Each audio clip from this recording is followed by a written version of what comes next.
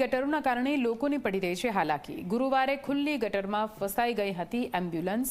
દર્દીને લેવા જતા સમયે કાપીર કાઠી 4 રસ્તા વિસ્તારમાં ફસાઈ હતી એમ્બ્યુલન્સ।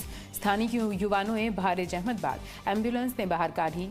તંત્ર યોગ્ય કામગીરી કરે તેવી સ્થાનિકોની માંગ છે।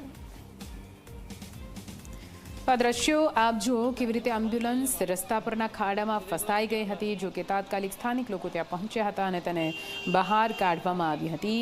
તંત્ર દ્વારા યોગ્ય કામગીરી ક્યારે કરવામાં આવશે તેવા સવાલ હવે તો સ્થાનિકો ઉઠાવી રહ્યા છે।